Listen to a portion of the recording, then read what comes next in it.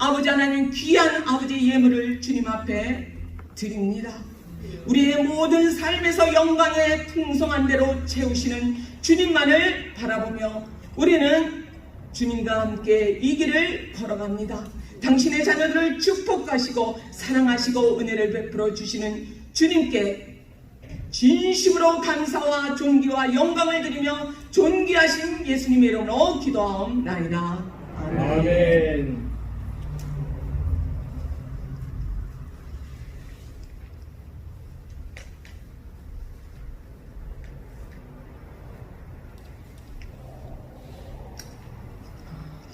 오늘 이 시간 성령 하나님의 놀라운 조명하심 속에서 불로 바람으로 생수로 빛으로 성령 하나님 역사하여 주셔서 우리의 심령에 성령님의 놀라운 확신과 능력이 우리 모두에게 임하시길 간절히 기도합니다. 오늘 제가 준비하신 말씀 올려주시기 바랍니다. 창세기 3장 9절입니다. 우리 모두 저만 읽어야 되니까 창세기 3장 9절 하나님의 말씀 제가 읽겠습니다. 여호와 하나님이 아담을 부르시며 그에게 이르시되 네가 어디 있느냐. 아멘. 제가 한 번 더 읽겠습니다. 여호와 하나님이 아담을 부르시며 그에게 이르시되 네가 어디 있느냐. 아멘. 제가 제목을 어디 있느냐, 네가 어디 있느냐 하였지만 실상 제목은 세 가지입니다. 나는 누구인가? 그리고 나는 어디에 있는가? 그리고 나는 무엇을 하고 있는가? 이것이 제가 하나님께서 주신 말씀입니다. 우리는 정말로 하나님 자신을 우리에게 주신, 정말로 우리와 함께 영원히 함께 살기를 원하셨던 그러한 놀라운 하나님의 사랑을 받는 거듭난 하나님의 자녀들입니다. 예수님을 믿는다는 것은 하나님께서 사람이 되셔서 이 땅에 오셔서 우리의 죄를 용서하시고 그리고 하나님께서 예수님을 이 땅에 보내셔서 우리와의 관계를 회복하셔서 우리가 하나님의 자녀가 되게 하시고 그리고 하나님께서 아버지가 되어주신 십자가에서 돌아가신 예수 그리스도의 놀라운 십자가의 사랑을 믿는 것입니다. 이것이 곧 예수님을 믿는다는 것입니다. 예수님께서 하나님의 아들로 이 땅에 오셨습니다. 왜 꼭 하나님의 아들로 오셨어야 했을까요? 왜 그랬을까요? 메시아이신 구원자이신 예수님께서 그냥 하나님의 아들로 안 오시고 하나님 본체이신 예수님께서 그냥 메시아로 오시면 될 터인데 왜 꼭 하나님의 아들로 오셨습니까? 그 답을 갈라디아서 4장 6절에서 해주십니다. 너희가 아들인 고로 아들의 영을 우리 마음 가운데 보내사 아바 아버지로 부르게 하셨느니라. 예수님께서 하나님의 아들로 오신 예수 그리스도의 영이 우리 안에 성령님으로 내주하심으로 우리를 하나님을 아바 아버지라고 부르게 된 것입니다. 여러분, 하나님은 그냥 이루시는 일이 없습니다. 하나님의 근본 원리가 분명히 있습니다. 물고기는 어디서 살아야 되죠? 물에서 살아야 합니다. 그것이 하나님의 근본 원리입니다. 물에서 나오면 물이 너무 지루하고 싫다고 물고기가 물에서 나오면 어떻게 되죠? 죽습니다. 그것이 하나님의 근본 원리입니다. 마찬가지로 우리가 예수님을 믿었다고 해서 그냥 하나님의 자녀가 자동적으로 된 것이 아니라 십자가에서 돌아가신 예수 그리스도의 영이 우리 안에 내주하심으로 하나님 아버지를 예수님께서 아버지라고 부르셨죠. 부르신 예수님께서 하나님 아버지를 아버지라고 부르신 예수 그리스도의 영이 우리 안에 내주하심으로 우리도 하나님을 아버지라고 부르는 것입니다. 이 놀라운 십자가의 사랑을 우리는 절대로 이 은혜를 잊어서는 안 되지요. 우리의 가장 최대의 적은 무엇입니까? 사단입니까? 내 자신입니까? 누구입니까? 우리 최대의 적은 하나님의 말씀을, 이 십자가의 사랑을 잊는 것입니다. 다른 것이 아닙니다. 자꾸 우리는 잊습니다. 십자가의 사랑을 자꾸 잊고 살아가는 것이지요. 그것이 우리의 삶의, 우리의 믿음의 가장 최대의 적입니다. 자, 성령님이 우리 안에 내주하신다는 것은 정말 놀랍고도 신기하고도 정말 이루 말할 수 없는 성령 하나님께서 우리 안에 내주하신다는 것은 정말로 하나님 앞에 찬송과 감사가 끊이지 않을 일입니다. 여러분, 왜 구약 백성이 실패했습니까?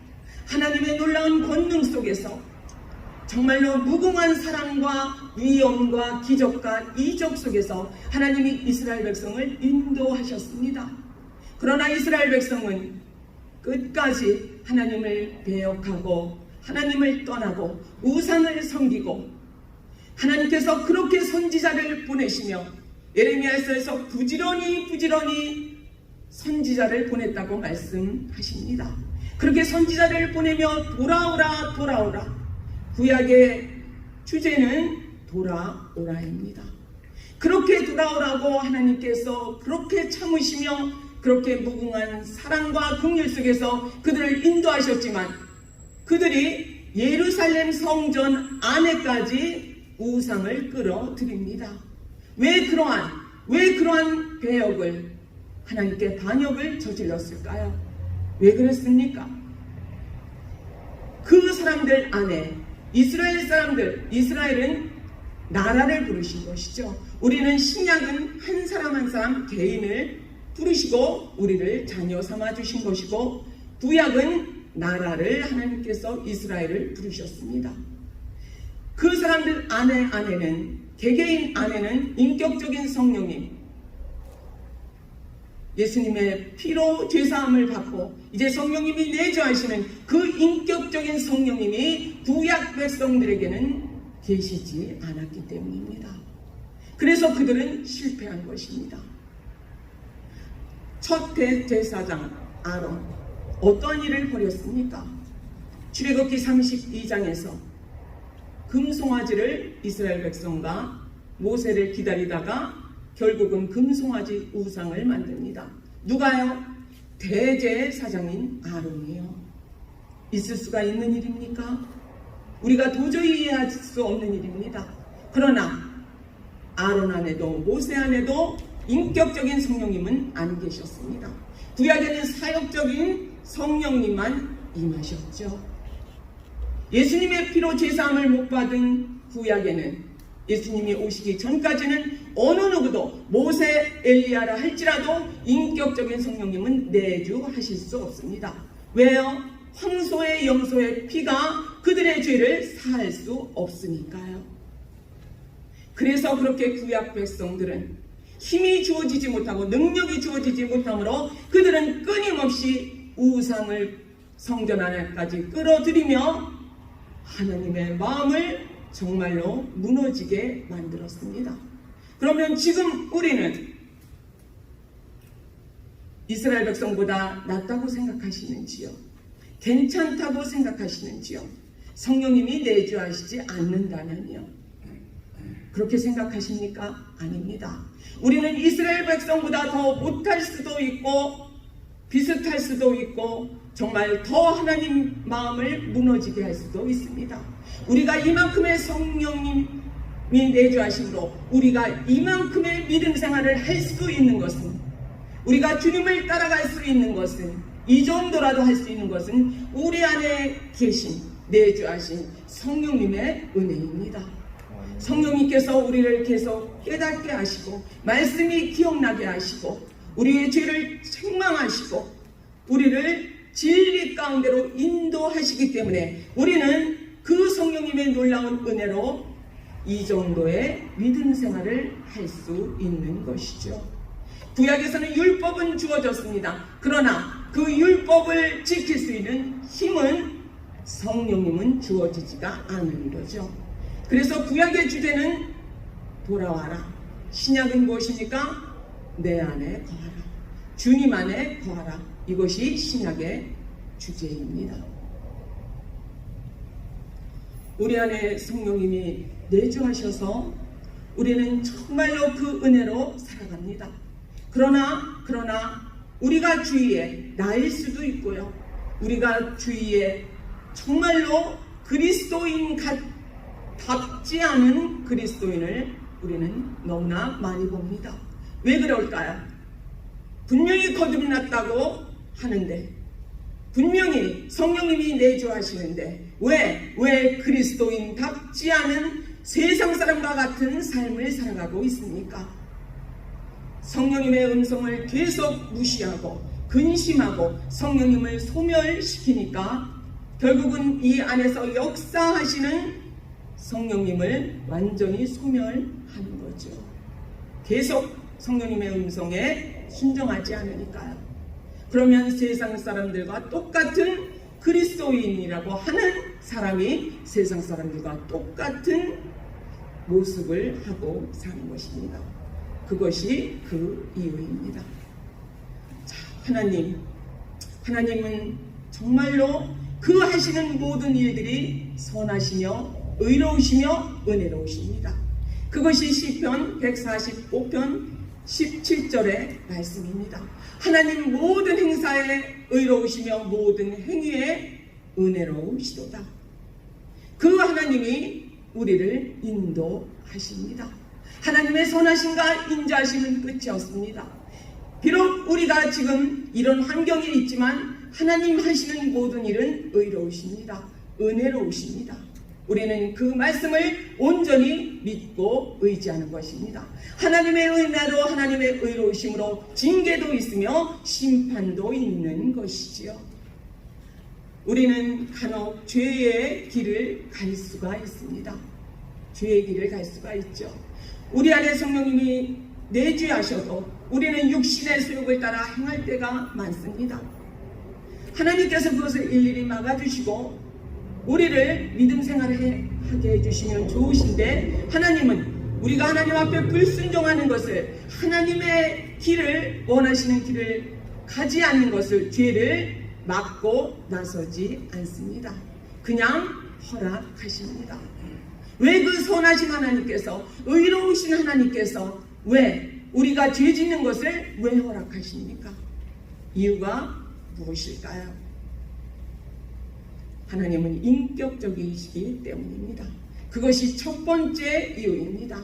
하나님은 인격적이심으로 우리가 어떠한 일을 행할지라도 막지 않으십니다. 물론 우리 안에서 성령님의 음성이 들립니다.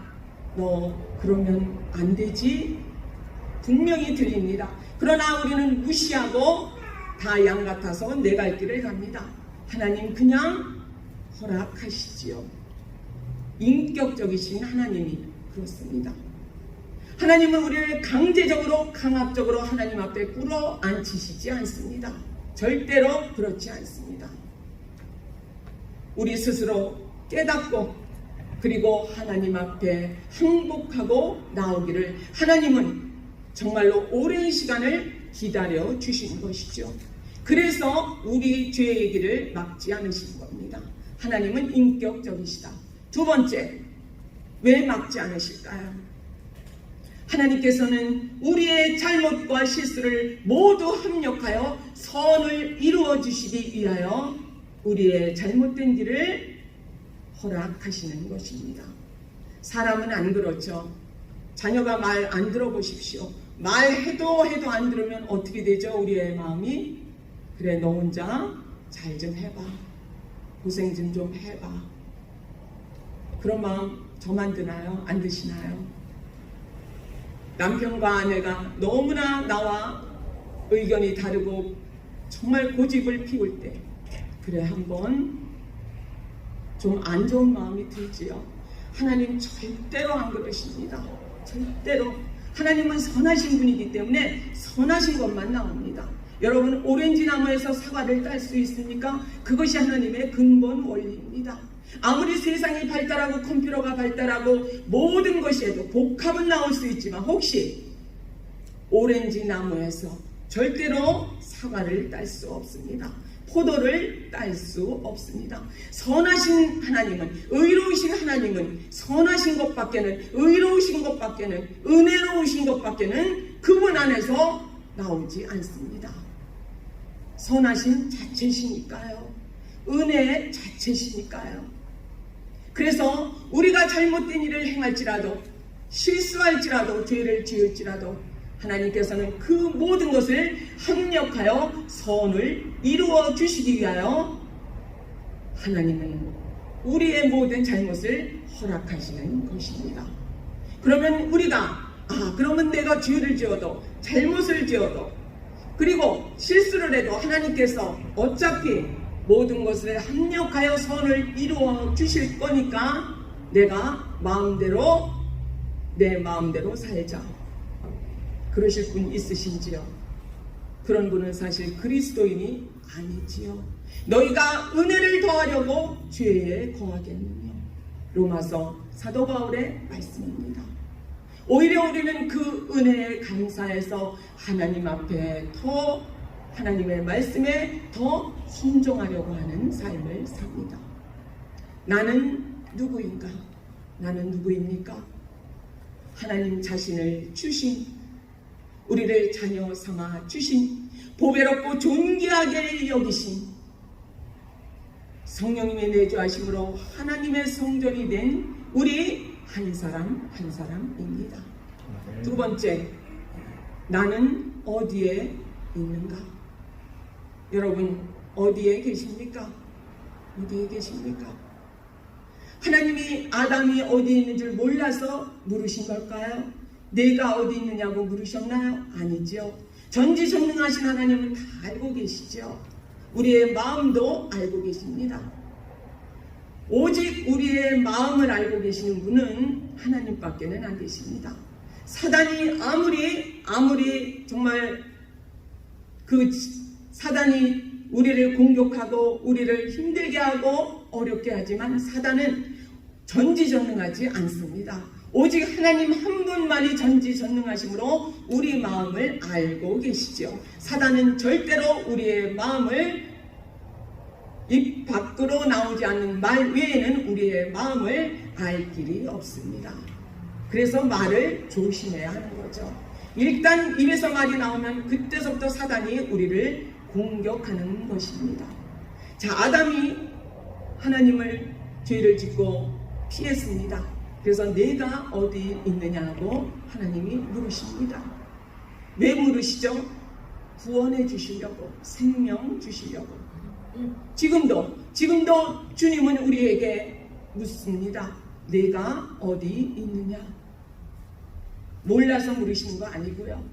우리의 마음도 우리의 있는 육신이 있는 그것도 몰라서 물으시는 것이 아니라 나를 돌아보고 정말로 내가 하나님의 원하시는 길에 있는가, 우리 자신을 돌아보게 하시기 위해서 우리에게 성령님의 음성이 늘 내가 어디 있느냐고 물으십니다. 우리는 어디에 있습니까? 예수 그리스도 안에 있습니다. 사도 바울은 신약에서 164번 주님 안에 거하라고 말씀하십니다. 자, 주님 안에 거한다는 것은 무엇입니까? 주님은 지금 하나님 보좌 우편에 앉아 계시는데 우리의 눈으로는 보이지 않는 그 주님 안에 어떻게 거할까요? 말씀 안에 거한다는 것입니다. 말씀 안에 거하는 것입니다. 우리는 하나님을, 주님을, 성령님을 진리로, 말씀과 분리해서는 절대로 생각해서는 안 됩니다. 주님이 곧 말씀이시죠. 요한복음 1장 1절의 말씀입니다. 그래서 주님께 순종한다는 것은 무엇입니까? 보이지 않는 주님께 어떻게 순종하죠? 말씀에 순종한다는 것입니다.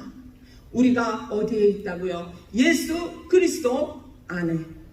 우리는 예수 그리스도 안에 있을 때 예수 그리스도 안에서 하늘에 속한 모든 신령한 복으로 복 주신 하나님의 축복을, 은혜를 맛보기 때문입니다. 그리고 우리의 삶의 사역에서 우리는 어디에 있습니까? 하나님은 장소를 굉장히 중요시하게 여기십니다. 내가 아무리 좋은 일, 선한 일, 아무리 그러한 일을 하고 있을지라도 우리가 하나님의 원하시는 장소에서 하고 있느냐가 중요합니다. 그것이 가장 중요합니다. 그래서 예수님이 길이라고 하신 것입니다. 자, 우리는 어떻게 우리의 믿음의 길을 가고 있습니까? 어디에 있습니까? 나는 어디에서 사역을 하고 있습니까?